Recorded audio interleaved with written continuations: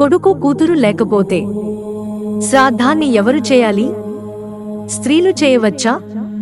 శాస్త్రాలు ఏం చెబుతున్నాయో తెలుసుకుందాం. శ్రాద్ధాన్ని ఎవరు చేయగలరు? స్త్రీలు శ్రాద్ధం చేయవచ్చా లేదా? స్త్రీలకు పిండదానం చేసే హక్కు ఉందా లేదా? ఇవి శాస్త్రాలలో వివరించబడ్డాయి. శ్రాద్ధం చేసేవారు తండ్రి మరణిస్తే కొడుకుకు మాత్రమే శ్రాద్ధం చేసే హక్కు ఉంటుంది. తండ్రికి ఒకరికంటే ఎక్కువ కొడుకులు ఉంటే పెద్ద కొడుకు శ్రద్ధా కర్మలు చేయాలి. పెద్ద కొడుకు అన్ని పనులను నిర్వహిస్తాడు. అన్నయ్య అందుబాటులో లేకపోతే తమ్ముడు తండ్రి అనుమతితో తండ్రి శ్రాద్ధం చేయవచ్చు.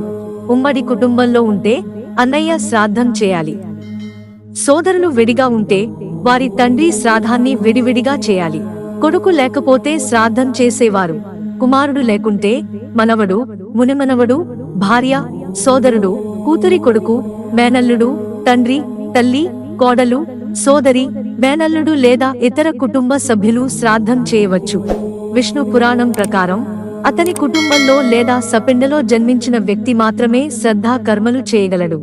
వీరిలో కొడుకు, సోదరుడు, మేనల్లుడు, మనవడు, మునిమనవడు ఉంటారు. కుటుంబంలో ఎవరూ లేకపోతే తల్లి వైపు నుండి ఎవరైనా శ్రద్ధా కర్మలు చేయవచ్చు.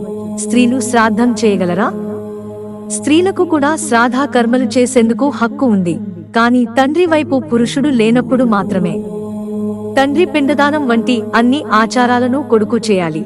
కానీ కొడుకు లేకపోతే భార్య చేయవచ్చు. భార్య లేకపోతే సోదరుడు చేయగలడు. అనాథకు శ్రాద్ధం ఎవరూ లేకుండా అనాథగా మరణిస్తే అతని స్నేహితుడు శ్రద్ధా కర్మలు చేయవచ్చు. మార్కండేయ పురాణం ప్రకారం రాజును అందరికీ సోదరుడిగా భావిస్తారు.